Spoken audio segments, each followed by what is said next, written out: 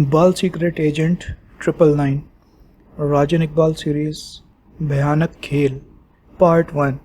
इकबाल ने ब्रेक लगाकर गाड़ी रोक दी।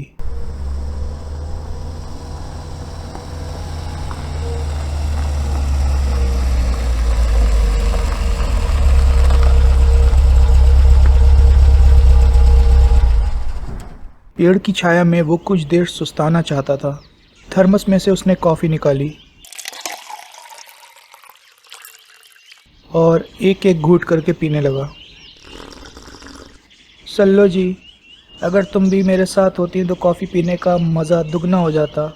सत्यानाश उस राजन का जिसने हमें अलग कर दिया। राजन का आदेश था कि वो अकेला जाएगा, इसलिए वो अकेला निकल पड़ा। 4 घंटे के सफ़र ने उसे बोर कर दिया था, लेकिन अभी तक वो अपनी मंजिल पर नहीं पहुंच सका था। कोई इंसान भी नज़र नहीं आ रहा था जिससे आगे का रास्ता वो पूछ लेता। उसकी इच्छा हो रही थी कि वो सिर के बल खड़ा हो जाए। बोरियत दूर करने का इससे अच्छा उपाय उसे नज़र नहीं आया। अतः कॉफ़ी पीने के बाद वो कार की सीट पर ही सिर के बल खड़ा हो गया। 2 सुरीले कह कहे वायुमंडल में गूंज उठे। बौखलाहट में वो गिरा तो करा उठा। 2 सुंदर लड़कियां घोड़ों पर सवार चली आ रही थीं। उनके होठों पर मुस्कान थिरक रही थी। इकबाल ने भी ही करके दांत दिखा दिए। दोनों पढ़ी लिखी सभ्य लड़कियां नजर आती थीं। दोनों ने ही घुड़सवारी की पोशाक पहन रखी थी। इकबाल को दोनों घूरती हुई आगे निकल गईं। सड़क इतनी चौड़ी नहीं थी कि कार उनकी बगल से निकाली जा सके। जब वो नज़रों से ओझल हो गई तो इकबाल ने कार को गति दे दी।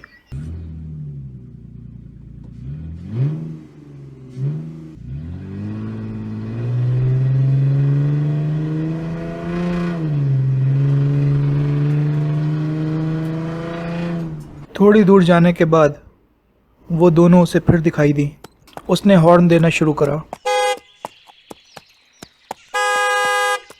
लेकिन लड़कियों ने रास्ता नहीं दिया, बल्कि खिलखिलाकर हंसने लगी।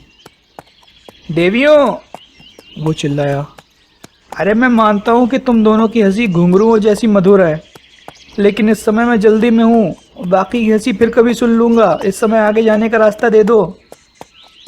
लड़कियों ने रास्ता नहीं दिया और हंसती रहीं। उस निर्जन स्थान पर लड़कियों को देखकर वो काफ़ी चकित हुआ था, लेकिन इस समय उनका व्यवहार देखकर उस पर झल्लाहट सवार हो गई। उसने ब्रेक लगाकर कार रोकी और आगे बढ़कर घोड़ों की लगाम पकड़ ली।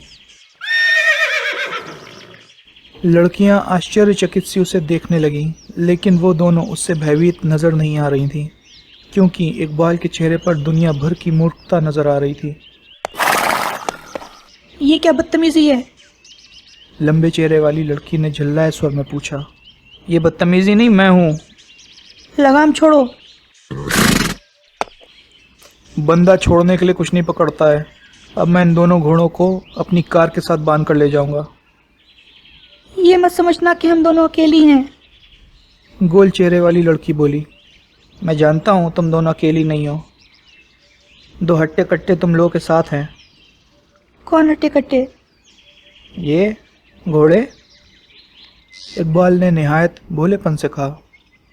दोनों लड़कियों ने एक दूसरे की तरफ देखा, फिर लंबे चेहरे वाली लड़की बोली, पागल लगता है, छोड़ो, हमें जाने दो। जब तुम लोगों ने मुझे नहीं जाने दिया तो मैं तुम लोगों को कैसे जाने दूं? गोल चेहरे वाली पिस्टल निकालती हुई गुर्राई। हट जाओ वरना तुम्हें गोली मार दूंगी। अब तक कितने लोगों को मार चुकी हो? Shut up. एक शर्त पे हट सकता हूँ।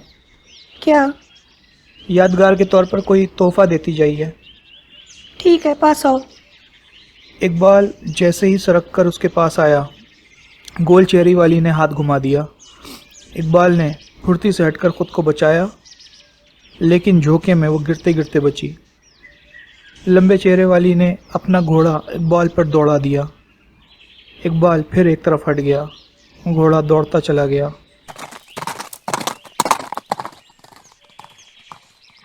अब उसका घोड़ा किसी खाई में गिरकर ही दम लेगा। मुझे जाने दो वरना मैं तुम्हें गोली मार दूंगी। बिना पिस्टल के क्या आंख से गोली मारोगी? बड़े बदतमीज हो। तारीफ का शुक्रिया। प्लीज जाने दो मुझे। वो नर्वस दिखाई देने लगी। कोई निशानी देकर ही जा सकती हो। अरे क्या निशानी दूं? कुछ भी जो तुम मुस्कुराकर खुशी खुशी दे सको। गोल चेहरे वाली ने जेब से चॉकलेट का पैकेट निकालकर उसकी तरफ बढ़ा दिया। ये आपकी तरह मीठी है ना? Shut up. वो गुर्राई और घोड़े को एड़ लगा दी। इकबाल खिलखिलाकर हंस पड़ा। फिर वो भी कार में आकर बैठ गया और सोचने लगा, वो लड़कियां अवश्य ही कहीं पास रहती होंगी, वरना इस प्रकार अकेली यात्रा पर नहीं निकल सकती थी। लड़की के पास पिस्तौल भी थी, जिसे देखकर उसे आश्चर्य हुआ था। इस समय वो रतनगढ़ जा रहा था, जो पूंजीपतियों का इलाका था। वहाँ की ज़मीन में कई सोने की खानें थीं। हो सकता है वह लड़कियां रतनगढ़ से घूमती हुई उस तरफ निकल आई हों। सोचते हुए उसने अपनी कार को गति दे दी।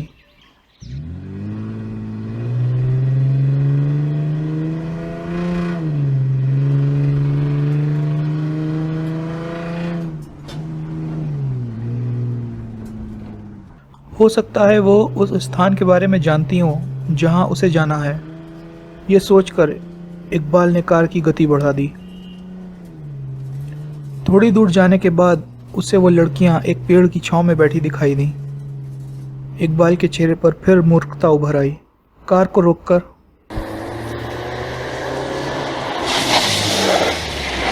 वो नीचे उतरा और उनकी तरफ बढ़ गया।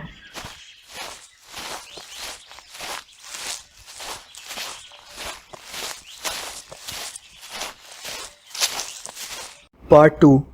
दोनों लड़कियों ने बुरा सा मुंह बनाया और फिर गोल चेहरे वाली लड़की ने पूछा, अब यहाँ क्यों आए हो? अब मैं आप लोगों को मदारी का तमाशा दिखाऊंगा। शक्ल से ही मदारी लगते हो। खानदानी मदारी हूँ मिस मिर्ची। क्या कहा? मैं कह रहा था दादा नेवले और अब्बा जान सांप नचाया करते थे। मैं चूहे और स्पेशल साइज़ के सांप नचाता हूँ। स्पेशल साइज मतलब? उन सांपों की लंबाई सिर्फ 4 इंच है।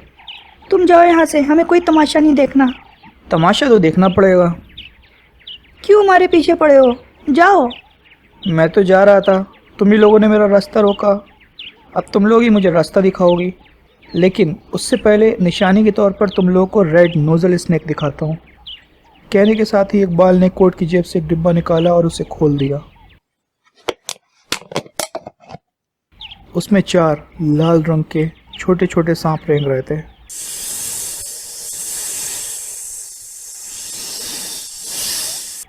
लंबे चेहरे वाली चीख कर पीछे हट गई। अरे डरो नहीं, ये कुछ नहीं करते, सिर्फ कविता सुनाते हैं, कान लगा कर सुनो। कह रहे हैं, दिल देने वाला मूर्ख होता है, जो लेता है वो भी रोता है। एक दिल संभाला नहीं जाता, 2 दिल कहाँ से लाएगा? सीना फट जाएगा तो क्या मोची से जाकर सिलवाएगा? ये क्या बकवास है? गोल चेहरे वाली बोली। अरे मैं नहीं, ये सांप कविता गा रहे हैं।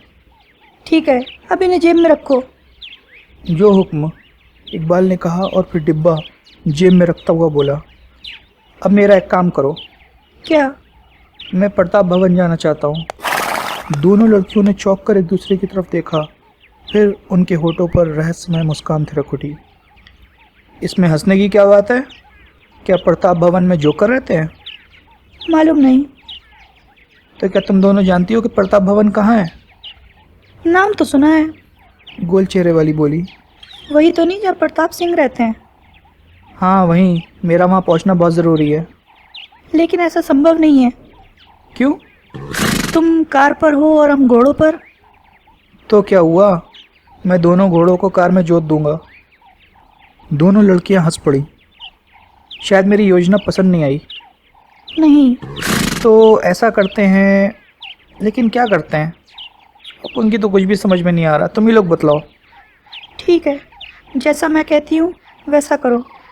मैं कार में तुम्हारे साथ चल रही हूँ। ओके चलो। दोनों कार में बैठ गए। इकबाल ने इंजन चालू करा और पूछा, अब किधर चलना है? सीधे। इकबाल ने कार को गति दे दी। साथ में वो सोच रहा था, अगर इसकी जगह सल्लू होती तो कितना मज़ा आता। वो कार को दाएं बाएं मुड़वा रही थी। एकाएक उसने पूछा, तुम तो चूहे का नाच दिखाने वाले थे। प्रताप भवन पहुंचने के बाद दिखाऊंगा। ठीक है, अब कार दाएं तरफ मोड़ो। मोड़ मुड़ते ही इकबाल को एक पतली सड़क दिखाई दी, जिसके किनारे पर बोर्ड लगा था और उस पर लिखा था, ये आम रास्ता नहीं है। इधर कहाँ जा रही हो? यही रास्ता प्रताप भवन की तरफ जाता है। कहीं तुम मेरे लिए मुसीबत तो नहीं बनने जा रही? क्या मैं तुम्हें मुसीबत नजर आ रही हूँ? लड़कियों का कोई भरोसा नहीं है। अरे दरअसल ये सड़क प्रताप सिंह की प्राइवेट मिल्कियत है। क्या तुम प्रताप भवन में रहती हो? हाँ। कुछ दूर जाने के बाद एक विशाल फाटक दिखाई दिया, जिसके दूसरी तरफ एक बहुत बड़ी शानदार इमारत थी। कुछ छोटी इमारतें भी थीं। जैसे ही कार करीब पहुंची, दरबान ने फाटक खोल दिया। गृह वाटिका से गुजरकर कार जैसे ही इमारत के करीब पहुंची, उसे अपनी कमर में चुभन महसूस हुई। इकबाल ने ब्रेक लगाकर कार रोक दी, फिर हंसता हुआ बोला, गुदगुदी होती है यार, क्या कर रही हो? नीचे उतरो, वो गुर्राई। वरना गोली मार दूंगी। इकबाल शराफत से नीचे उतर आया। लॉन के पास वर्दीधारी नौकर मौजूद थे। दादाजी कहाँ हैं? उसने पूछा। अपने कमरे में। इस बदतमीज को बंद कर दो। क्या ये प्रताप भवन नहीं है? इकबाल ने पूछा। यही प्रताप भवन है। ठाकुर प्रताप सिंह को मालूम हुआ तो उन्हें बहुत दुख होगा, हार्ट फेल भी हो सकता है। Shut up. नौकरों ने इकबाल को घेरे में ले लिया। इकबाल ऊंची जंप लगाकर घेरे से बाहर निकल आया। शराफत से खड़े रहो वरना गोली मार दूंगी। ठीक है, मैं यहीं खड़ा हूँ, लेकिन अगर इन्होंने मुझे बंद करने की कोशिश की तो मिस मिर्ची जी, मैं इन सबके सिर पर तबला बजा दूंगा। पिस्तौल जेब में डालकर वो अंदर की तरफ बढ़ गई। नौकरों ने उसे फिर घेरे में ले लिया, लेकिन किसी की भी हिम्मत नहीं हो रही थी कि वो उसे हाथ लगाए। इकबाल चॉकलेट निकालकर खाने लगा। थोड़ी देर के बाद वो लड़की एक बूढ़े लेकिन तंदुरुस्त व्यक्ति के साथ बाहर आई और इकबाल की तरफ इशारा करती हुई बोली, दादाजी यही है वो आदमी। बूढ़े ने ऐनक ठीक करके एक हुंकार भरी, इसके पास रेड नोजल स्नेक भी हैं। तो तुम्हारे पास रेड नोजल स्नेक है? और मैं जानना चाहता हूँ कि आप ठाकुर प्रताप सिंह हैं? बाढ़ में गया प्रताप सिंह, बूढ़ा भन्ना स्वर में बोला। तो मेरे प्रश्न का उत्तर दो। हाँ, मेरे पास रेड स्नेक हैं। तब मैं तुम्हें गोली मार दूंगा। जरूर मारिए। बताओ सांप कहाँ है? मेरे पास। बाहर निकालो। इकबाल ने जेब से डिब्बा निकाला और उसको खोल दिया। ठाकुर प्रताप सिंह की आंखें आश्चर्य से फैल गईं। फिर उसने पूछा, तुम्हें यहाँ किसने भेजा है? राजन ने। लेकिन तुम तो पहले दर्जे के मूर्ख मालूम होते हो। जी नहीं, एक्चुअली आप थोड़ी सी गलती कर रहे हैं, मैं दूसरे दर्जे का मूर्ख हूँ। ठाकुर ने उसे घूर कर देखा और फिर बोले, अंदर चलो। इकबाल ने मुस्कुराकर गोल चेहरे वाली की तरफ देखा और फिर धीरे से एक आंख दबाकर तेजी से अंदर की तरफ बढ़ गया। वो बौखला गई। पार्ट 3। रीना ठाकुर प्रताप सिंह की पोती थी, जिसका चेहरा गोल होने के कारण वो काफ़ी खूबसूरत थी। दूसरी लड़की उसकी सहेली गीता थी। आजकल वो छुट्टियां व्यतीत करने के लिए वहां आई हुई थी। दोनों को घुड़सवारी का बहुत शौक था, इसलिए वो घोड़ों पर बैठकर दूर तक निकल जाती थीं। रास्ते में इकबाल उनसे टकरा गया और वो उसे वहां ले आई थी। उस समय चांदनी रात थी। दोनों चांदनी का मज़ा लेने के लिए लॉन में टहल रही थी। गीता बोली, तुम्हारे दादाजी ने तो उसे सजा देने की बजाय गले से लगा लिया। हाँ सही कह रही हो, जबकि मेरे विचार में तो डिब्बे में लाल सांप देखकर दादाजी को उसे गोली मार देनी चाहिए थी। रीना, गीता बोली, एक बात समझ में नहीं आई। क्या? मैं जब से यहाँ आई हूँ सांपों की कहानी सुनती आ रही हूँ। आखिर ये लाल सांप का चक्कर क्या है? दादाजी ने कहा है कि ये रहस्य किसी को ना बताना, लेकिन मुझे बता सकती हो। मैं वादा करती हूँ किसी को नहीं बताऊंगी। छोड़ो उसे, मुझे इस बात से उलझन होती है। मैं तो इस समय उस मूर्ख के बारे में सोच रही हूँ जो इस समय दादाजी के साथ शतरंज खेल रहा है। और क्या? दादाजी के साथ अंदर जाते हुए उसने मुझे आंख मारी थी। तब तो तुम्हें मज़ा आ गया होगा। मौका मिलने दो, मैं उसे मुर्गा बनाऊंगी। लेकिन यार कुछ भी कहो, लड़का है शानदार, थोड़ा मूर्ख ज़रूर नज़र आता है। तो शादी कर लो ना उससे। मेरी मंगनी हो चुकी है, वरना ज़रूर कर लेती। तेरे लिए भी तो पसंद नहीं कर सकती। क्यों? तेरी भी मंगनी हो चुकी है। वैसे मुझे लगता है कि ये तेरे मंगेतर का दोस्त है और तुझे देखने आया है। ये कैसे हो सकता है? तू तो जानती है तेरे दादाजी झक्की हैं, वो हर काम ऐसे करते हैं कि दूसरे चकित रह जाएं। उसे किसी राजन ने भेजा है और उसका नाम इकबाल है। खैर छोड़ो इस बात को, मुझे वो सांप वाली कहानी सुनाओ। बता दूंगी, अंदर चलो, ठंड बढ़ रही है। दोनों अंदर आ गईं। ठाकुर प्रताप सिंह इकबाल के साथ शतरंज खेल रहे थे। दोनों में सवाल जवाब चल रहे थे। इकबाल की बातें सुनकर वो बार बार अपना सिर पीट लेते थे। पार्ट 4। कुछ क्षणों की खामोशी के बाद रीना बोली, तुम तो जानती हो कि दादाजी सिगार बहुत पीते हैं। हाँ तो पुस्तक पढ़ते समय भी वो सिगार होठों से लगाए रखते हैं। ख़त्म होते ही टटोल कर डिब्बे में से दूसरा सिगार निकाल लेते हैं, लेकिन आंखें किताब पर से नहीं हटाते। आज से 8 दिन पहले की बात है, वो सिगार का डिब्बा अपने कमरे में ही भूल आए थे। उन्होंने मुझे सिगार का डिब्बा लाने के लिए कहा। मैं जाकर उनके कमरे से सिगार का डिब्बा उठा लाई। उन्होंने मुझसे एक सिगार मांगा। मैंने जैसे ही डिब्बा खोला, चीख उठी, क्योंकि उसमें 4 छोटे छोटे लाल सांप रेंग रहे थे। उन्होंने मुझसे डिब्बा ले लिया और बोले, ये रेड नोजल सांप है। मैंने उनसे कुछ पूछना चाहा, लेकिन उन्होंने मुझे सख्ती से मना कर दिया और साथ में हिदायत भी दी कि तुम इस घटना का जिक्र किसी से नहीं करोगी। बस इतनी सी कहानी है। बड़ी आश्चर्यजनक बात है, रीना बोली। आखिर सिगार के डिब्बे में सांप पहुंचे कैसे, वो भी एक नहीं 4-4। और दादाजी ने तुम्हें ये बात किसी को बताने से मना क्यों किया? मैं क्या जानूं, सांप जहरीले थे? नहीं, पहाड़ों में पाई जाने वाली एक जाति है। जिस जगह वो सांप काटता है उस जगह कुछ दिन सूजन रहती है, लेकिन आदमी मरता नहीं है। लेकिन सिगार के डिब्बे में वो सांप रखे किसने? अगर दादाजी की जान लेनी थी तो जहरीले सांप रखे होते। यही रहस्य तो समझ नहीं आया। और अब इस मूर्ख के पास डिब्बे में वैसे ही सांप थे। एक बात और मेरी समझ में नहीं आती। क्या सांप या तो दादाजी ने रखे या तुमने? क्या बकती हो, दादाजी या मैं ऐसा क्यों करेंगे? तो फिर क्या चक्कर हो सकता है? अरे मुझे क्या मालूम यार, तुम्हारे दादाजी भी ना अजीब हैं। थाने में रिपोर्ट लिखवाने की बजाय इस बात को घुमा रहे हैं। क्यों का उत्तर तो दादाजी ही दे सकते हैं यार। कुछ भी हो, लेकिन ये इकबाल है दिल वाला। मालूम नहीं मूर्ख है या मूर्ख बनने की एक्टिंग कर रहा है। ठीक है, अब सो जाओ, रीना ने कहा और चादर ओढ़ ली। पार्ट 5।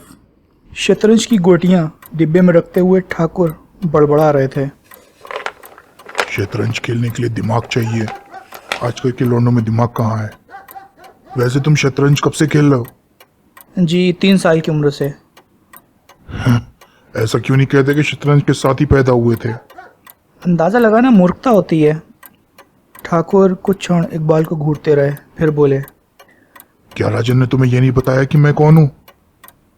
जी बताया था, आप ठाकुर प्रताप सिंह हैं, और ये भी बताया था कि आपको शतरंज खेलना बिल्कुल नहीं आता। उसने ऐसा कहा था? जी। राजन की तो ऐसी की तैसी। अरे नाराज़ मत होइए, क्योंकि अब मुझे विश्वास हो गया है कि आपसे अच्छी शतरंज खेलने वाला आज तक पैदा नहीं हुआ। अब मुझे बताओ, राजन ने तुम्हें यहाँ क्यों भेजा है? राजन ने कहा था मुझे आपका पर्सनल सेक्रेटरी बनकर रहना है और सांपों पर रिसर्च करनी है। 4 सांप आपने ही राजन को भिजवाए थे, उसके लिए धन्यवाद। तो तुम यहाँ रिसर्च करने आए हो? जी हाँ। तुम अभी और इसी वक्त यहाँ से निकल जाओ। सॉरी ठाकुर साहब, मुझे दुख है, मैं ऐसा नहीं कर सकता, क्योंकि राजन ने मुझे सख्त आदेश दिया था कि प्रताप भवन के एरिया से बाहर ना जाऊं। फिर मुझे तुम्हारे साथ सख्ती करनी पड़ेगी। कोई बात नहीं, वैसे 10 तारीख बीत गई है, आपके हाथ में कुछ नहीं हुआ। किसी दिन आपकी खोपड़ी में सुराख हो सकता है।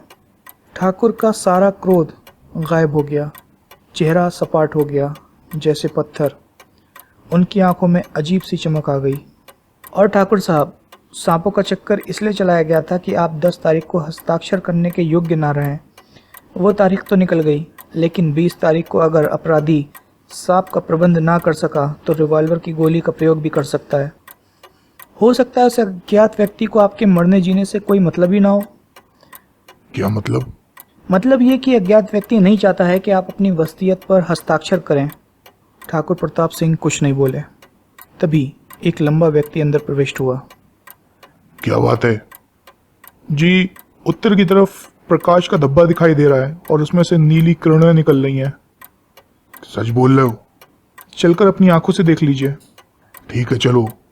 इकबाल, तुम पहाड़ी पर मेरा इंतजार करो। लेकिन आप जा कहाँ रहे हैं? इकबाल ने पूछा। निरीक्षणशाला। मुझे सितारों से बहुत दिलचस्पी है। फिर मैं भी चलूंगा। नहीं, तुम यहीं मेरा इंतजार करोगे। पार्ट 6। इकबाल ने प्रताप भवन के एरिया में एक ऊंची मीनार देखी थी। शायद उसे ही निरीक्षणशाला के तौर पर प्रयोग किया जाता था। इकबाल उठकर बाहर आ गया। बाहर चारों तरफ चांदनी फैली हुई थी। उसे कुछ दूर पर ठाकुर के साथ लंबे कद का व्यक्ति जाता दिखाई दिया। इकबाल को जो कुछ भी करना था अपनी बुद्धि से ही करना था। उसे सलाह देने के लिए शोभा, सलमा और राजन भी नहीं थे। उसने ठाकुर के पीछे जाने का निश्चय किया क्योंकि लंबे कद का व्यक्ति उसे कुछ संदिग्ध नजर आ रहा था। शक्ल से भी वो गलत व्यक्ति नजर आता था। इकबाल चुपचाप उनके पीछे हो लिया। वो धीरे धीरे घास पर पांव जमाता हुआ आगे बढ़ रहा था। तभी उसने अनुभव करा कि वो दोनों रुक गए। इकबाल झाड़ियों की ओट में हो गया। ये कैसी आवाज है? ठाकुर ने पूछा। सैकड़ों कीड़े मकोड़े हैं, उन्हीं की आवाज होगी। ठीक है, लेकिन अब मैं आगे नहीं जाऊंगा क्योंकि तुम मूर्ख हो। क्यों? कितनी साफ चांदनी है, कहीं कोई किरणों वाला धब्बा दिखाई नहीं दे रहा। तुम्हारी आंखों में या तुम्हारी दूरबीन में कोई दोष आ गया है। हो सकता है। फिर तुमने मुझे तकलीफ क्यों दी? जी, मैंने जो देखा वो आपको बता दिया। ठीक है, तुम जाओ। मदन निरीक्षणशाला की तरफ बढ़ गया। ठाकुर प्रताप वहीं खड़े रहे जब तक कि लंबा मदन आंखों से ओझल नहीं हो गया। इकबाल समझ नहीं सका कि ठाकुर प्रताप सिंह वहाँ क्यों खड़े हैं। वो 2 कदम आगे बढ़ा। तभी खटाके की आवाज़ हुई। कौन है? सामने आओ। इकबाल आड़ से बाहर आ गया। तुम यहाँ कब तक खड़े रहिएगा ठाकुर साहब? तुम यहाँ क्यों आए? बता दूंगा, लेकिन इस समय यहाँ खड़े रहना मूर्खता है। तुम मुझे मूर्ख कह रहे हो? तुम्हें बात करने की तमीज भी नहीं है। अब सीख लूंगा तमीज़। अब घर चलिए, क्यों ठंड में खड़े परेशान हो रहे हैं। फिर दोनों इमारत की तरफ बढ़ गए। बरामदे में पहुंचकर ठाकुर ने पूछा।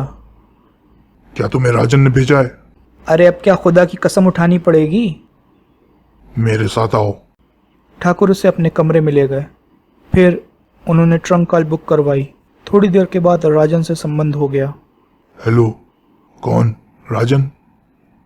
मैं ठाकुर प्रताप सिंह बोल रहा हूँ। तुमने मेरे पास किसको भेजा है? इकबाल। ठीक है, मैं हुलिया बताता हूँ। फिर ठाकुर ने इकबाल का हुलिया बताया। ठीक है, मान लिया कि तुमने यही व्यक्ति भेजा है, लेकिन मैं इसे गोली मार दूंगा। क्या? दूसरी तरफ से राजन का स्वर उभरा।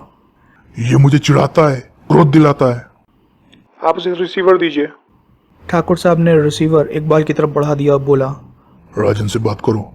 यस, इकबाल बोल रहा हूँ। ये तुम वहाँ कैसी हरकतें कर रहे हो? यार, यहाँ का वातावरण बड़ा अजीब है, इसलिए जैसे को तैसा बनना पड़ रहा है। अगर ऐसा ना करूँ तो मेरी खोपड़ी खाली हो जाए। फिर भी गंभीरता से काम करो क्योंकि तुम्हें अकेले सांपों वाला केस हल करना है। यार, सलमा को भी यहाँ भेज देते तो कितना अच्छा होता।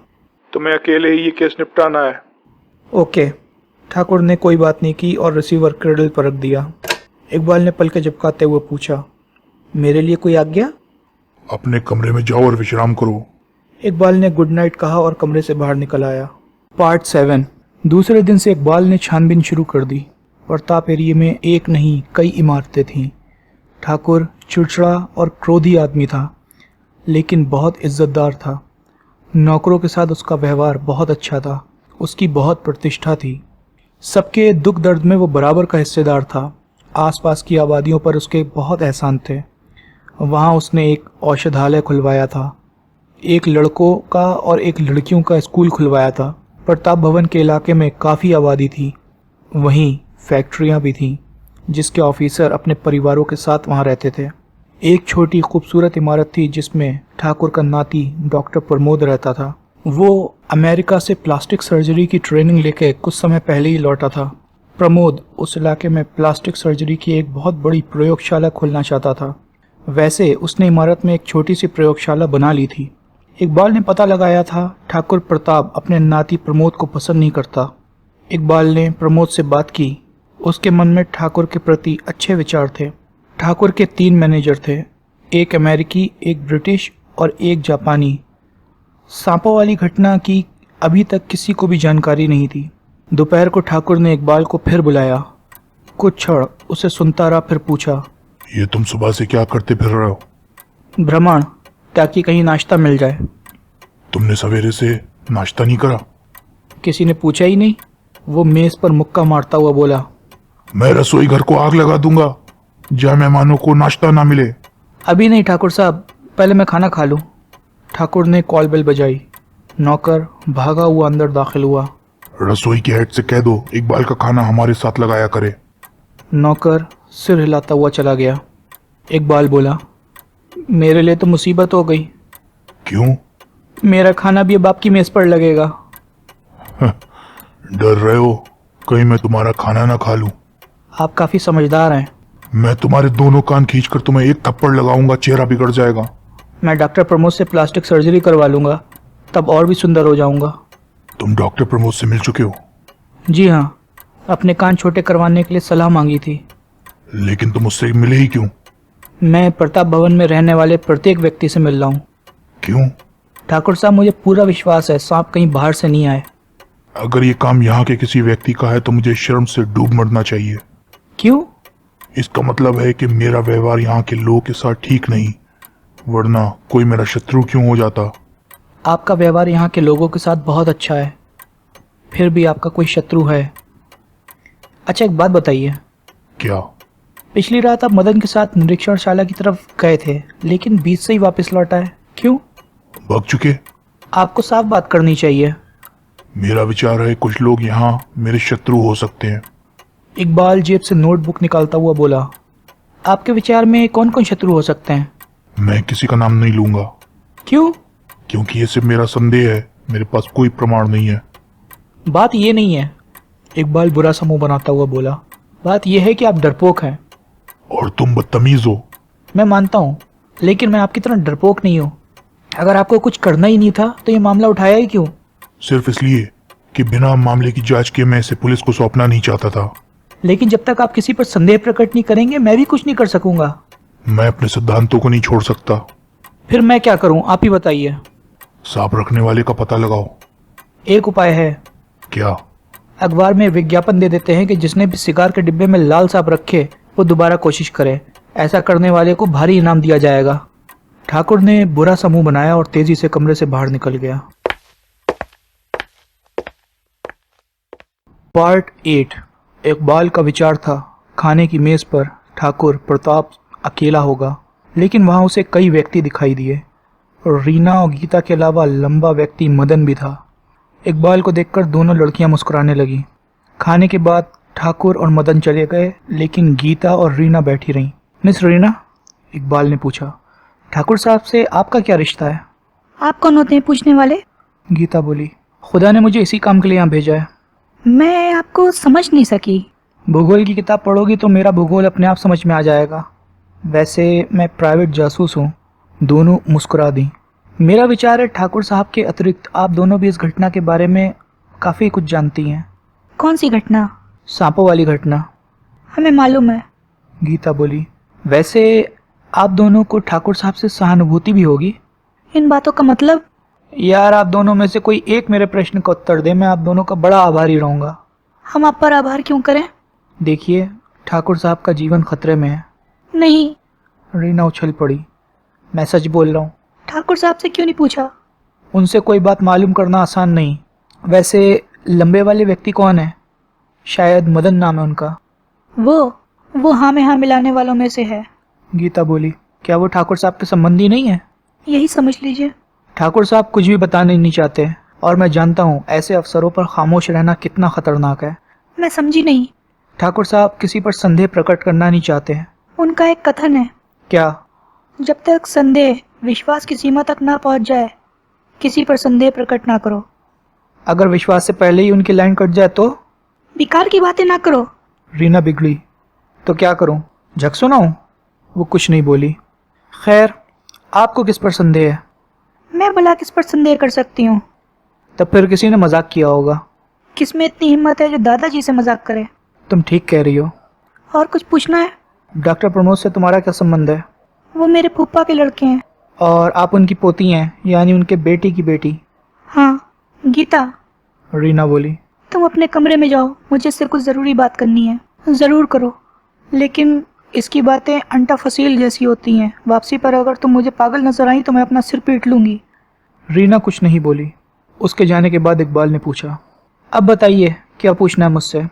क्या आप सचमुच जासूस हैं? क्या विश्वास नहीं होता? चलिए मैं विश्वास कर लेती हूँ, लेकिन दादाजी से आप शायद ही कुछ मालूम कर सकें, क्योंकि वो अपने सिद्धांत के पक्के हैं। एक बात याद रखिए, क्या? अगर मुझे कुछ भी मालूम ना हुआ तो हम देखते ही रह जाएंगे और कोई उन्हें गोली मार देगा। मैं समझती हूँ, लेकिन दादाजी सोचते हैं तुम जासूस हो, इसलिए तुम खुद ही सब कुछ मालूम कर लोगे। मैं तुम्हारी हर प्रकार से मदद करने के लिए तैयार हूँ। शुक्रिया। अब पूछिए क्या पूछना है। उनके सिगार के केस में सांप क्यों रखे गए थे? ओफो, अगर यही मालूम होता तो हम खुद अपराधी को ना पकड़ लेते। मिस रीता, वो सांप जहरीले नहीं थे। अगर चारों मिलकर भी उनकी उंगलियों को काट लेते तो भी उनकी मौत नहीं हो सकती थी। समझ में नहीं आया कि फिर डिब्बे में सांप रखने का क्या तुक था। तुम बताओ। एक बात बताओ, ठाकुर साहब के हाथ पे सूजन आ जाने से उनका कोई कार्य रुक सकता था? इस समय तुम पूरे जासूस नजर आ रहे हो, फिर इतने मूर्ख क्यों बने रहते हो? रीना ने मुस्कुराते हुए पूछा। अपनी अपनी नज़र है, कभी कभी मेरी सल्लो भी ऐसे ही कहती है। सल्लो कौन? मेरी पालतू बंदरिया है। रीना हंस पड़ी। अगर आप अपने दादाजी का जीवन चाहती हैं तो मेरी सहायता करिए। अरे आखिर मैं क्या बताऊं? क्या आपके दादाजी किसी विदेशी कंपनी से अपनी ज़मीनों का समझौता करने वाले थे? हाँ, समझौते के पेपर तैयार हैं, सिर्फ उनका हस्ताक्षर होना बाकी है। मान लिया जाए ये समझौता ना हो, इसलिए कोई अज्ञात व्यक्ति ठाकुर साहब की उंगलियां बेकार कर देना चाहता है, लेकिन ये समझौता तो उनकी उंगलियां ठीक होने के बाद भी हो सकता है। जब ठीक हो जाए फिर ये सांप क्यों रखे गए? मुझे क्या मालूम? यानी आप लोग कुछ भी बताने को तैयार नहीं है। फिर मैं ये केस कैसे हल कर पाऊंगा, उल्टा खड़ा होकर या आसमान में टंग कर? रीना हंस पड़ी। आप हंसती हैं तो बाहर आ जाती है, आप मुस्कुराती हैं तो बिल्ली चूहे को खा जाती है। आप जैसी भी हैं, बातें बहुत अच्छी करती हैं, इसलिए अपने दादाजी को प्यारी लगती हैं। मैं क्या तारीफ़ करूं, तारीफ़ के लिए शब्द मिलते नहीं। धोबी को कपड़े दिए थे, वहाँ मेरे कपड़े सिलते नहीं। दर्जी को कपड़े दिए, उसने पाट पाट कर धो दिए। घर में जाकर देखा, हम ज़ोर से रो दिए। क्यों? पैंट की सलवार और कमीज का ब्लाउज बना दिया था, जो कपड़ा बचा था वो सारा खा गया था। और रीता खिलखिलाकर हंस पड़ी और फिर बोली, तुम तो बड़ी अच्छी हास कविता कर लेते हो। इसको झक कहते हैं मिस रीना। जब मेरी सल्लो सुनती है तो इतना जोर से हंसती है कि सफ़ेद दांत चमकने लगते हैं। सल्लो यानी बंदरिया? हाँ। मौका मिला तो मैं भी उससे ज़रूर मिलूंगी। खैर, अब तुम्हें सारी बातें दादाजी से पूछना चाहिए। क्या पूछूं? विदेशी कंपनी से समझौते से भी अधिक कोई महत्वपूर्ण बात है? तुम क्यों नहीं बता देती? तभी एक नौकर ने आकर बताया, ठाकुर साहब इकबाल को लाइब्रेरी में बुला रहे हैं। इकबाल रीना से विदा लेकर लाइब्रेरी में आ गया। ठाकुर साहब उसे कुछ क्षण निहारते रहे, फिर मुक्का तानते हुए गुर्राए, मैं तुमसे तुम्हारी बदतमीजी का बदला जरूर लूंगा। तुम्हें भागने का भी रास्ता नहीं मिलेगा। अब निकल जाओ, यही कहने के लिए बुलाया था। पार्ट 9। ठाकुर प्रताप सिंह इकबाल के लिए इस केस से भी ज़्यादा रहस्यमयी बन गया था। वो ऐसे मिजाज का मालिक होगा उसने सोचा भी नहीं था। रीना की बात ने उसे और चक्कर में डाल दिया था। विदेशी कंपनी से समझौते से अधिक और क्या बात हो सकती थी जिसके लिए किसी ने ठाकुर का हाथ बेकार कर देना चाहा। लेकिन इससे उस व्यक्ति का क्या लाभ पहुंचा जिसने सांपों का प्रयोग किया था? इससे सिर्फ हस्ताक्षर करने में देर हो जाती। इस तरह उसे क्या लाभ पहुंच सकता था? वो समझ नहीं पा रहा था कि कुछ दिनों के लिए ठाकुर साहब का हाथ बेकार कर देने की योजना क्यों बनाई गई। ठाकुर के अलावा रीना भी किसी पर संदेह प्रकट करना नहीं चाहती थी। एक बार रीना के फुफेरे भाई डॉक्टर प्रमोद से भी उसने इस बात का जिक्र किया था, लेकिन उसे भी कुछ मालूम नहीं था। वो 24 घंटे प्लास्टिक सर्जरी में डूबा रहता। वो प्लास्टिक सर्जरी द्वारा कुरूप लोगों को सुंदर बनाने के सपने देखता था। पिछली रात उसके साथ अजीब घटना घटी। उस एरिया में एक पुरानी इमारत थी जो हमेशा बंद रहती थी। वो उसके पास से गुजर रहा था कि चौंक उठा। उसका फाटक अपने आप हिल रहा था। अंदर से कुछ हल्की चीखें सुनाई दे रही थीं। उसने फाटक के अंदर झांकने की कोशिश की, लेकिन अंधेरे के सिवा कुछ भी दिखाई नहीं दिया। 2 बार गुर्राने की आवाज़ अवश्य आई थी। फाटक पर ताला लगा होने के कारण वो अंदर नहीं जा सका, लेकिन उसका रहस्य जानने का उसने निश्चय कर लिया। यही सब सोच रहा था कि ठाकुर ने उसे बुला लिया। डाइनिंग हॉल में वो सभी शाम की चाय पी रहे थे। रीना ने एक कप उसकी तरफ बढ़ा दिया और फिर ठाकुर से पूछा, दादाजी, तो आज आप बोलेंगे ना? जब मुझे जलसे का सभापति बनाया गया है तो जरूर बोलूंगा। इकबाल, रीता ने बताया। आज गर्ल्स स्कूल में वाद विवाद पर शानदार भाषण होंगे, तुम भी चलना। विषय क्या है? औरत जात पुरुष जात से ऊंची है। बहुत सुंदर विषय है। तो तुम चलोगे? ज़रूर चलूँगा। मैं तो अभी से कह देता हूँ कि नारी जाति पुरुष जाति से बहुत ऊंची है। मैं वहाँ तुम्हारा परिचय अपने प्राइवेट सेक्रेटरी के रूप में करवाऊंगा। इस तरह तुम मेरे निजी आदमी बन जाओगे और यहाँ काम करने में तुम्हें सरलता होगी। ठीक है। जासूस के रूप में तुम्हारा परिचय करूंगा तो तुम्हें काम करने में कठिनाई होगी। अगर आप चाहें तो ये काम मिनटों में हो सकता है। कैसे? क्या विदेशी कंपनी के साथ समझौता करने से भी बड़ा कोई काम हो सकता है जिसकी पूर्ति किसी को पसंद ना हो? ये बात तुमने कैसे सोची? सीधी सी बात है, अगर अपनी नियत तिथि में उस समझौते पर हस्ताक्षर ना किए तो वो बेकार हो जाएगा। नहीं। यानी आप जब चाहें उस समझौते पर हस्ताक्षर कर सकते हैं। हाँ। मामले पर बुरा प्रभाव भी नहीं पड़ेगा। नहीं। सिगार में सांप रखने का उद्देश्य यही था कि आपका हाथ बेकार हो जाए और आप समझौते पर हस्ताक्षर ना कर सकें। हाँ। नियत तिथि पर आपने हस्ताक्षर नहीं किए, लेकिन फिर भी समझौते पर कोई बुरा प्रभाव नहीं पड़ा। आप जब चाहें समझौते पर हस्ताक्षर कर सकते हैं। सही कह रहा हूँ। तब तो इसी प्रकार सांप रखने वाले ने भी सोचा होगा। बिल्कुल सोचा होगा। इसके बावजूद भी उसने सांप वाला खेल खेला, जिसका अर्थ यह है कि वो कुछ दिन के लिए आपका हाथ बेकार करना चाहता था, जबकि इससे भी समझौते पर बुरा प्रभाव नहीं पड़ सकता था। हाँ। तब उसने किस लाभ के लिए ऐसा नाटक खेला? वो कौन सी महत्वपूर्ण वस्तु है जिसके लिए उसने ऐसा भयानक खेल खेला? इसका पता तुम्हें लगाना है। अब जलसे का समय हो गया है, हमें चलना चाहिए। इकबाल बुरा सा मुंह बनाकर रह गया क्योंकि ठाकुर साहब से वो कुछ भी उगलवा नहीं सका। पार्ट 10। लड़कियों के कॉलेज में काफ़ी भीड़ थी। वहाँ के सभी प्रतिष्ठित लोग वहाँ मौजूद थे। 8 लड़कियों ने भाग लिया था, जिनमें रीना भी थी। सबसे ज़्यादा अच्छा भाषण रीना का था। ठाकुर प्रताप जलसे के सभापति थे। अंत में वो उठकर बोले, सभी भाषण अच्छे हुए। जब तक जज अपना फैसला करते हैं तब तक आप मेरे पर्सनल सेक्रेटरी मिस्टर इकबाल से उनके विचार सुनिए। वो वैज्ञानिक ढंग से नारी जाति पुरुष जाति से ऊंची है, अपने विचार प्रकट करेंगे।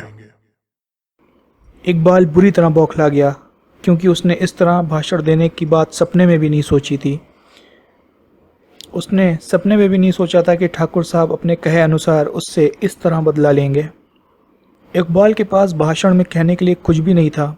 जैसे ही वो स्टेज पर पहुंचा, तालियां बजने लगीं।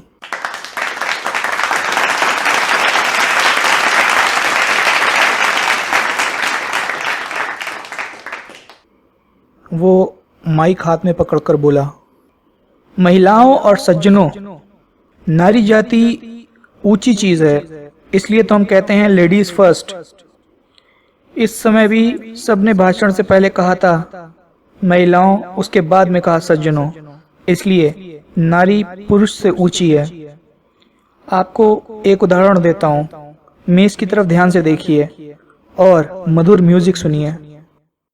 कहने के साथ ही उसने सीटी बजाई।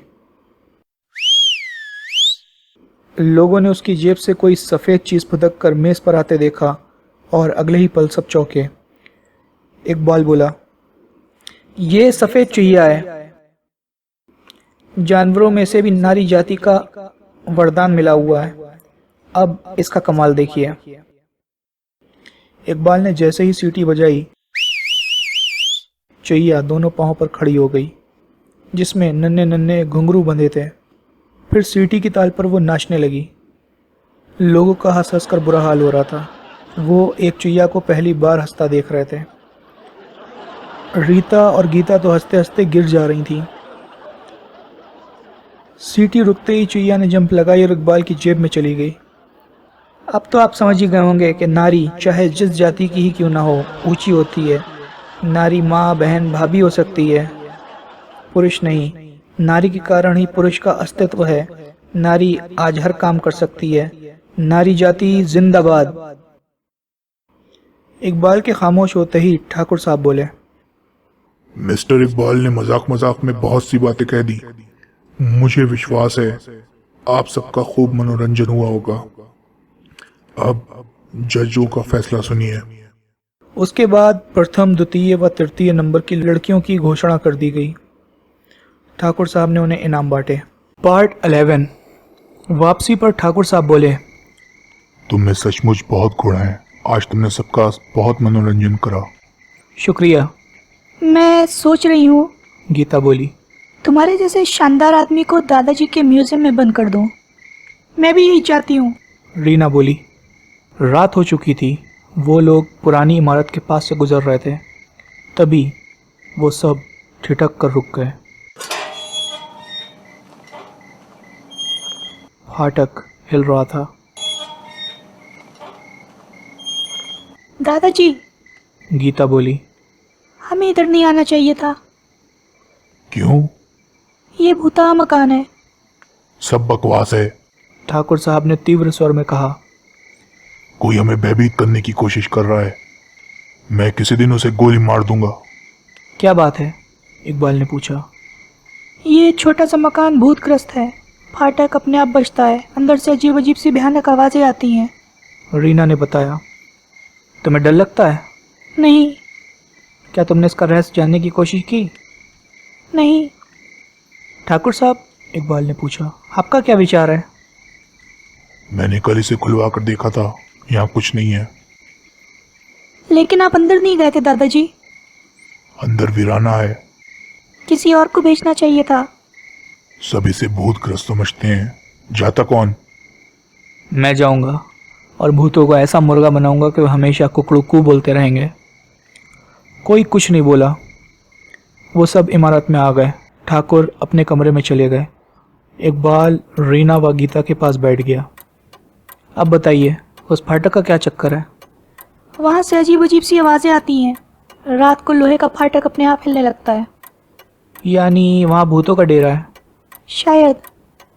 तुम दोनों तो बहादुर लड़कियां हो। तुमने कभी अंदर जाने की कोशिश नहीं करी?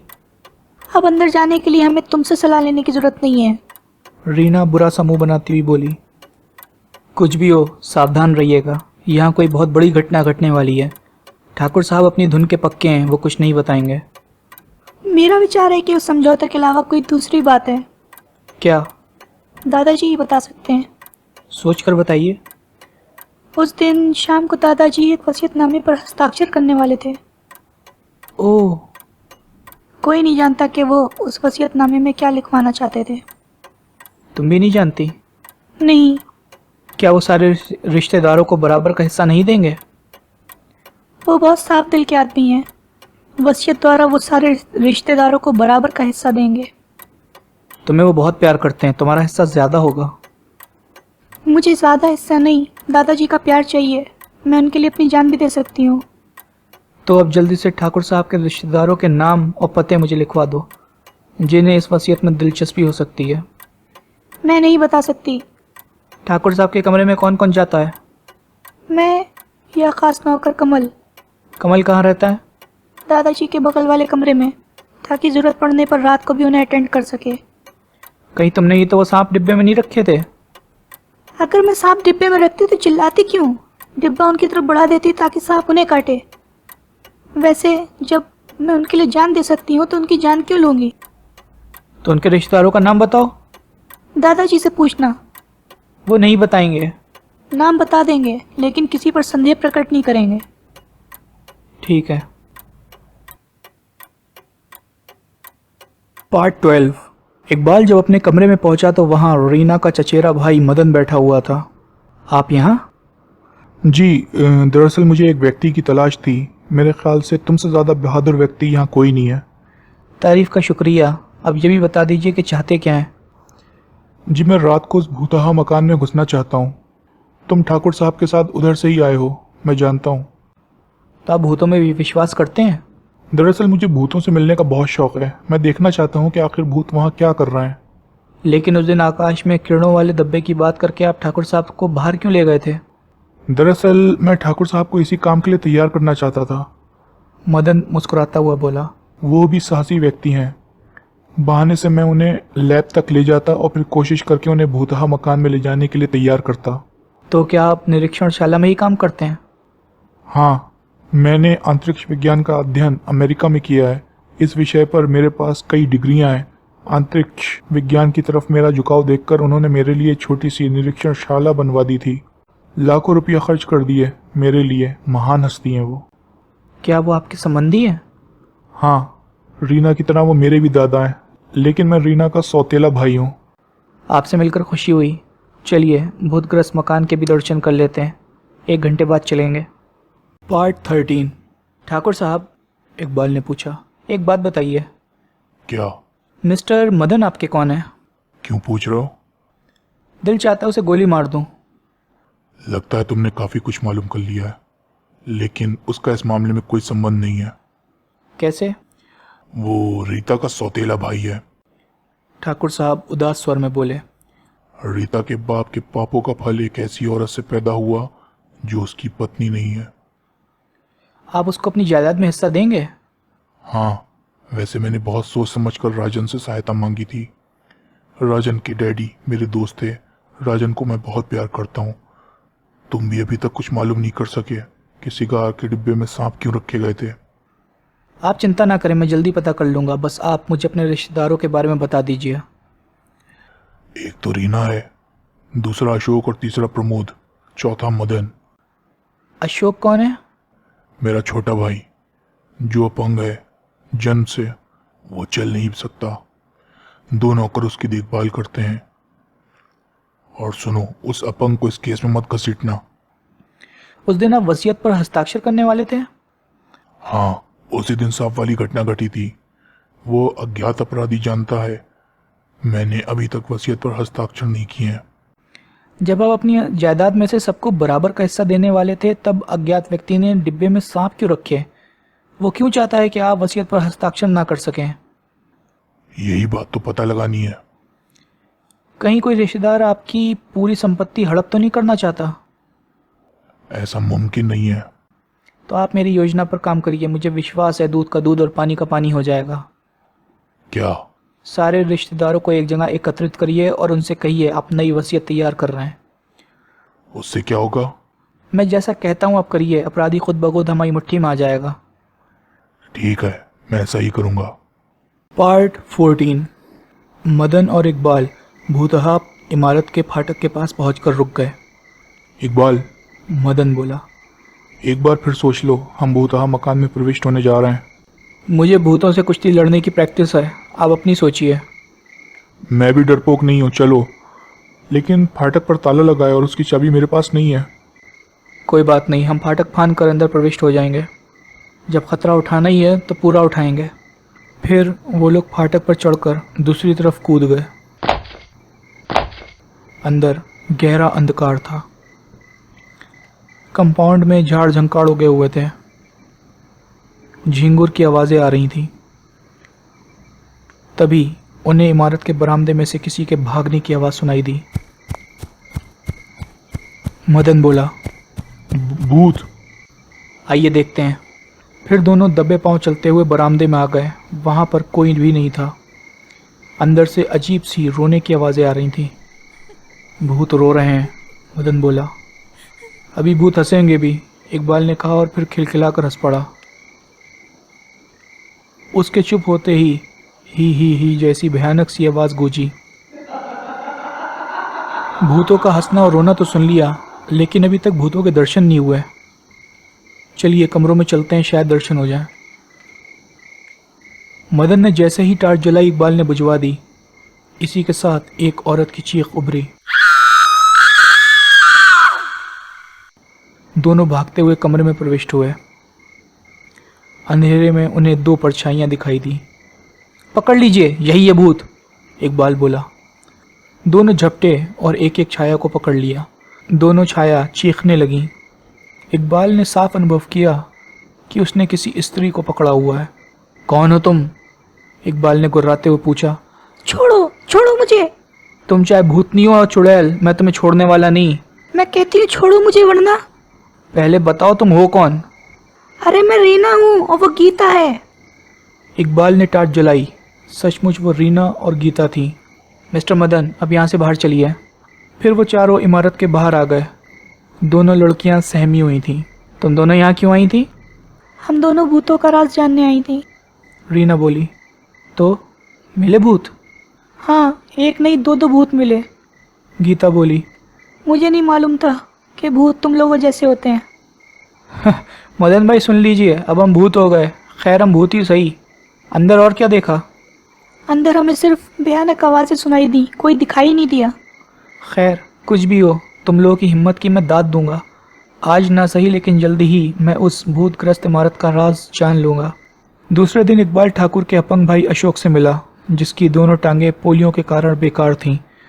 उसने जब 10 लाल सांप दिखाए तो इकबाल बुरी तरह चौंका। ये सांप आपके पास कहाँ से आए? मैंने इसे मंगवाए हैं। क्या आप इनसे खेलते हैं? मैं सांपों से क्यों खेलूंगा, मैं मदारी नहीं। ये सांप तो मेरी दवा के लिए लाए गए हैं। इनकी दवा मेरी टांगों पर लगाई जाती है। ओह। लेकिन मुझे दुख है, मेरे 4 सांप भाग गए। कब? लगभग 20 दिन हो गए। कोई बात नहीं, आप इनसे काम चलाइए, मैं आपके लिए और सांपों का प्रबंध कर दूंगा। शुक्रिया।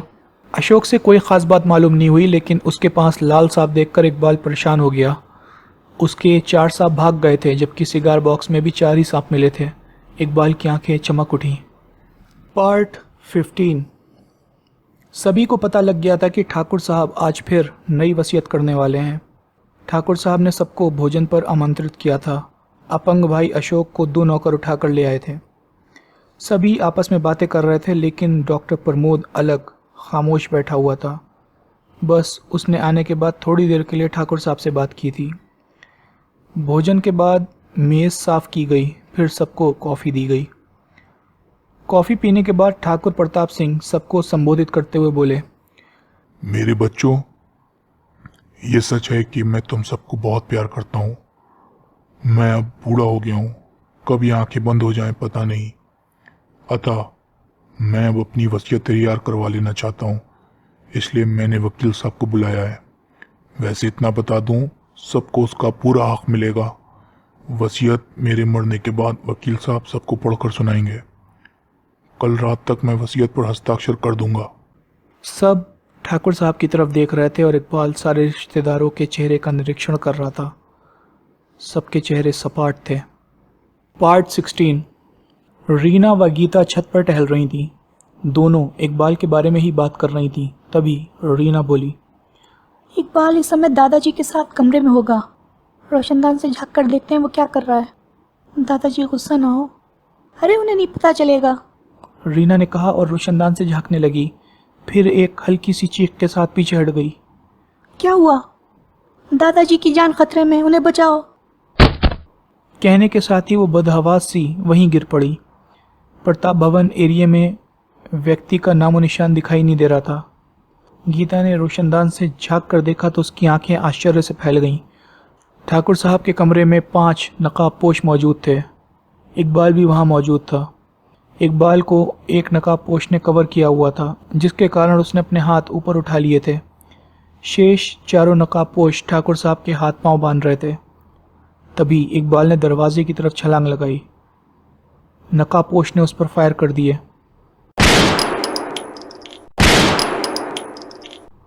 इकबाल ने एक चीख मारी और वहीं लुढ़क गया। जब वो लोग ठाकुर साहब को बांध चुके तो रिवॉल्वर वाला बोला। इसे देखो, मर गया या जिंदा है। एक नकाबपोश ने बढ़कर इकबाल को पलटा। इकबाल ने पूरी ताकत से उसके पेट में ठोकर जड़ दी। वो रिवॉल्वर वाले से टकराया और दोनों फर्श पर लुढ़क गए। इकबाल ने लपक कर उसका रिवॉल्वर छीन लिया। फिर बोला, सब अपने हाथ ऊपर उठा लो। सब ने आदेश का पालन करा। अब ठाकुर साहब को खोलो वरना सबको गोलियों से भून दूंगा। रीना भी रोशनदान के पास आ गई थी।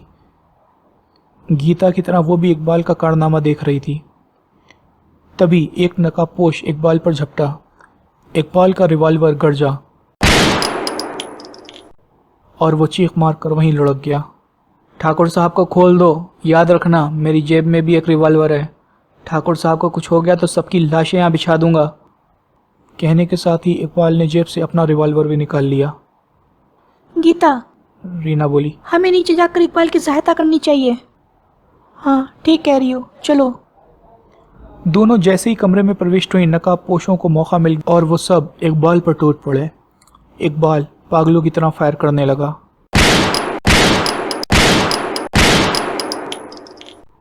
नकाबपोश चीखते हुए ढेर होने लगे। एक नकाबपोश बाहर की तरफ भागा।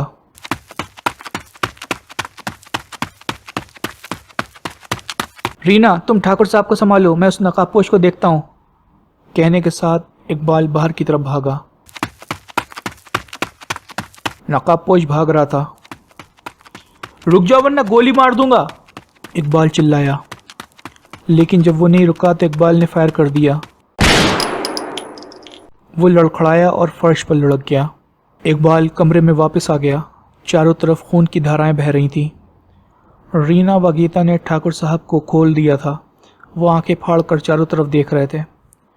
इकबाल को देखते ही ठाकुर साहब ने पूछा, क्या क्या क्या ये लोग सब मर गए? अरे कहाँ ठाकुर साहब, बहुत बेशरम है, सिर्फ बेहोश हुए हैं। एक बाहर भी पड़ा राहदारी में। क्या वो मर गया? नहीं, टांग पर गोली लगने से कोई मरता नहीं, इकबाल ने कहा और फिर बारी बारी सबके चेहरे से नकाब उठा दी। लेकिन ठाकुर साहब किसी को भी पहचान नहीं सके। फिर वो लोग बाहर आ गए।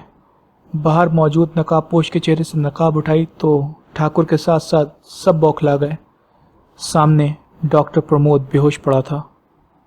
ठाकुर साहब बोले, इस सब के पीछे प्रमोद का हाथ होगा, मैं कभी सोच भी नहीं सकता था। इस मामले को दबाना पड़ेगा। ऐसा नहीं होगा, इसे सज़ा मिलेगी। मैं एक जिम्मेदार सरकारी जासूस हूँ, कोई घसियारा नहीं। ठाकुर कुछ नहीं बोले। फिर नौकरों की तलाश शुरू हुई। सबको क्लोरोफॉर्म सुंघाकर बेहोश कर दिया गया था ताकि अपराधी अपना काम आसानी से पूरा कर लें। रीना व गीता इसलिए किसी के हाथ नहीं लगी क्योंकि वो दोनों छत पर थीं। इकबाल ठाकुर साहब के कमरे में उनके पलंग के नीचे छुप गया था। फिर इकबाल ने पुलिस को फ़ोन कर दिया। पुलिस आई और सबको लाद कर अस्पताल ले गई। पार्ट 17। ठाकुर साहब बोले, अब तो ये केस खत्म हो गया। नहीं, अभी सांपों वाला मामला नहीं सुलझा। अगर प्रमोद चाहता आप वसीयत तैयार ना कर सकें तो वो डिब्बे में सांप रखने की बजाय आपको ख़त्म कर देता। केवल वसीयत तैयार करने के लिए रोकने का क्या अर्थ हो सकता है, कुछ समझ नहीं आ रहा। फिर तुमने ये ड्रामा क्यों खेला? ताकि असली अपराधी को सामने ला सकूं। इसमें तो मुझे सफलता मिली लेकिन उसका उद्देश्य मालूम नहीं हो सका। कहने के बाद अचानक वो चौंकता हुआ बोला, उस पुरानी इमारत में भूतों का डेरा कब से है? लगभग 1 महीना हो गया है। तो आइए उस इमारत में चलें। सर्च लाइटों का इंतज़ाम कर लीजिए। क्यों? मुझे विश्वास है अपराधी का उद्देश्य वहीं छुपा हुआ है। फिर 4 सर्च लाइटों का प्रबंध किया गया। सब उस इमारत में पहुंचे। ताला ठाकुर साहब ने खोला था। आज जब वो लोग अंदर पहुंचे तो उन्हें एक कमरे में प्रकाश नजर आया। उस कमरे में कोई चादर ताने सो रहा था। इकबाल ने आगे बढ़कर चादर खींच दी। वो व्यक्ति हड़बड़ा कर उठ बैठा। सब चौंक उठे। उनके सामने एक और ठाकुर प्रताप सिंह मौजूद था। वो आश्चर्य और भयभीत निगाहों से सबको देख रहा था। अब वहाँ 2 ठाकुर प्रताप सिंह मौजूद थे। पार्ट 18। उससे सारी बातें मालूम हुई। वो शहर का बहुत बड़ा बदमाश था। सारे नकाबपोश उसी के आदमी थे। डॉक्टर प्रमोद तब तक ठाकुर साहब को वसीयत पर हस्ताक्षर करने से रोकना चाहता था जब तक उनका डुप्लीकेट तैयार ना हो जाता। प्लास्टिक सर्जरी द्वारा वो नकली ठाकुर प्रताप सिंह बना रहा था। उसके बाद डॉक्टर प्रमोद असली ठाकुर को ख़त्म कर देता और उनकी जगह नकली ठाकुर को बैठा देता, और इस तरह वसीयत की ज़रूरत ही नहीं रहती और डॉक्टर प्रमोद सारी जायदाद का अकेला मालिक बन जाता। उसके बाद डॉक्टर प्रमोद एक एक करके जायदाद के बाकी हिस्सेदारों को ख़त्म कर देता। उस इमारत को इसलिए प्रेतग्रस्त करवा दिया गया था ताकि कोई उस तरफ ना आए और डॉक्टर प्रमोद आराम से नकली ठाकुर प्रताप सिंह को तैयार करता रहे। वो सांप खतरनाक नहीं थे, उनके काटने से उंगलियां कुछ दिनों के लिए सूज जाती थीं और ठाकुर साहब वसीयत पर हस्ताक्षर नहीं कर सकते थे, और इतने दिनों में वो नकली ठाकुर प्रताप सिंह बना लेता। सबको पुलिस के हवाले कर दिया गया। पार्ट 19। पाल बेटे, ठाकुर साहब कोमल स्वर में बोले। मेरी एक बात मानोगे? जी बोलिए। कुछ दिन के लिए मेरे पास रुक जाओ। नहीं, ऐसा नहीं हो सकता ठाकुर साहब, मुझे जाना पड़ेगा। क्यों? मेरी सल्लो मेरा इंतज़ार कर रही होगी। सल्लो कौन? बड़ी प्यारी बंदरिया है, ठुमक ठुमक कर नाचती है और चींची करके गाती है और हफ हफ करके खाती है। इकबाल ने कुछ इस ढंग से कहा कि ठाकुर साहब हंस पड़े। उनसे विदा लेकर जब वो बाहर आया तो रीना व गीता ने उसे घेर लिया। इकबाल, रीना ने उससे पूछा, जा रहे हो? जो आया उसको जाना तो पड़ता ही है। हमसे नाराज़ होकर जा रहे हो? अरे नहीं, अपनी बहनों से भी कभी कोई नाराज़ होता है? अगर ये बात है तो सच सच बताओ, सल्लो कौन है? अगर सच बता दूंगा तो मारोगी तो नहीं? नहीं। तुम लोगों की होने वाली भाभी। अरे वाह, तुम तो छुपे रुस्तम निकले। इकबाल बड़ी अदा से शर्माने लगा। गीता बोली, अब तुम एक शर्त पर जा सकते हो। क्या? अगली बार जब तुम आओगे तो हमारी होने वाली सल्लो भाभी को ज़रूर साथ लाओगे। मैं वायदा करता हूँ उसे साथ लाऊंगा, तब तुम लोगों के साथ बैठकर रसमलाई खाऊंगा। इकबाल ने कुछ इस ढंग से कहा कि दोनों हंस पड़ी।